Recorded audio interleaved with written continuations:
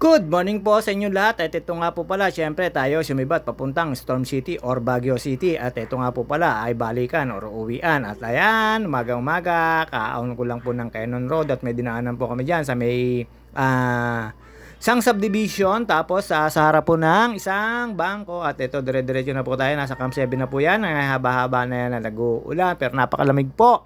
Medyo puyat pero kayang-kaya naman at magbabalikan kami. Ito yun nga po ito, Camp 7. Tapos ikot po tayo sa may papuntang Burnham Park. Hanap po ng unang pupuntahan ay Cathedral. Alam nyo na. Tapos na namin mag-Cathedral, punta ko kami ng Strawberry Farm. Ayan, nasa Camp 7 po tayo. Papanikla lang po tayo. Alam nyo naman po yan. Pagdating po sa taas or hindi naman po kami nag-i-stay, pinuntahan lang namin yung mga lugar na dapat namin puntahan at yun nga po eto papanik na po tayo, ayan lampas na po tayo ng Camp 7 na yan. Pagkapanik po niyan ay doon po kayo sa may tulay at Cannon Road nga pala po ang ating at hindi ko po nakuna ng ang leon dahil po madaling araw at ayun nga po syempre at ito pagkapanik po natin dyan medyo may kahabaan at may kataasan to at yun nga po ingat-ingat po tayo dito dumaan dahil po medyo sa Cannon Road ay nagla-landslide at after po nyan dumiretso naman po tayo sa Cathedral nga at pagkatapos po ng Cathedral dumiretso po tayo ng La Trinidad. Ayan, welcome to Baguio City na. Pagka nandyan na po kayo ibig sabihin niya nagsasalubong na po dyan ng galing Marcos Highway at Cannon Road. Papunta naman po ito ng Burnham Park to isang mall at isa pong tawag dito. At ayan, pakaliwa lang po tayo dyan. Nasa kanan po dyan isang sikat na mall. Tapos diretso lang po tayo at ikot lang po tayo doon sa may papunta pong Burnham Park. At ayun nga po, dumating kami dito ay alas 2 ng madaling araw. Kaya naghanap po kami ng pagtutulugan at doon kami natulog sa aming pinuntahan. Sa harapan po ng bahay lang at napakalamig po at syempre tayo ay pagkagising po ng umaga at yun nga po nakausap na yung pinuntahan namin, nakausap na po ng kapatid ko. At syempre hindi maring di gagala at eto nga po tayo, paikot-ikot na lang. At syempre alam nyo naman tayo, nanguhula-hula lang tayo dito. Magaling tayo manghula at ayan, nahulaan ko po kung saan kami pupunta. Dito po sa Storm City, syempre alam nyo naman, medyo tawag dito, one way, kanan lang po tayo. Tayo ay may pupuntahan dyan. At yun nga po pagkakanan nyo. Ito ay Session Road. After Session Road, ikot po tayo. Papunta naman po tayo ng La Trinidad na nito. Nag-uulan nga po. At yun nga po, pagkagaling po namin sa Cathedral, siyempre ikot-ikot lang pag may time. At dumaan po tayo dito sa isang University of Cordillera. Pagkadaan po dyan, ikot lang po ulit tayo. Daan po tayo dito sa may Burnham Park. Alam nyo na.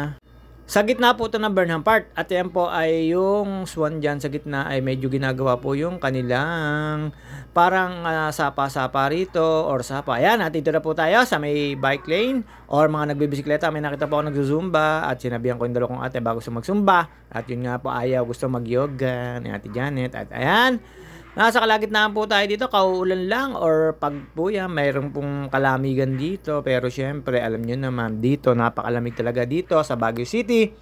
Dinaanan lang po natin dyan yung Welcome Baguio City na pagka nakita nyo po yung blue, parang blue na may kulay puti. Ibig sabihin po nun, Baguio City, ayan, welcome po. Tapos ito, kaliwa lang po tayo dyan. At ito, nandito na po tayo. Lampasan po natin yung mga katrapikan. At ito po, welcome to La Trinidad. At ayan po una namin pinuntahan. Pagkatapos ko po dyan, lampasan po natin dyan yung sikat na pwede pagpicturan. At ito po, punta na po muna tayo ng Strawberry Farm. Pagka po namin dito sa Strawberry Farm, ay mga sarado pa. Kaya po bumalik po kami at pumuntahan po muna kami ng La Trinidad, bagsakan ng gulay. At yun nga po, pagkatapos doon, eto na po tayo, balik po tayo sa Strawberry Farm at punta po tayo dito sa sulok. At nakita ko po may aane pero hindi po tayo bumaba at dahil po maputik. At yun nga po, pwede po kayo mamitas dyan pero depende na lang po sa kilo. At ako naman po ay nanood-nood lang. Tapos ayan, nakita nyo naman po yung kahabaan at kalapado ng farm dito. Napakaganda po ng tanawin pero nag-uulan at mapag. Tapos meron po dyan mga lettuce, tapos meron pong ibang variant na gulay at syempre hindi mawawala dyan ng strawberry. Ayun, ikot po tayo doon sa dulo. Inahanap ko po yung dalawa, hindi ko po nakakita dahil nandun daw po sila sa bodega. Ayan, may mga sunflower dito. Nakita nyo naman po ang gano'ng kaganda pero hindi po pwedeng pitasin yan. Siyempre, hindi naman maaaring hindi ka pupunta dito sa dulo dahil nandito yung pinakamalaking, anong tawag dito? Statue ba tawag doon? Yung pinakamalaking strawberry naka-display. Pero hindi po yun pinipitas dahil po yun ay parang simento or tabla. Basta yun. After po rito, siyempre, balik po tayo.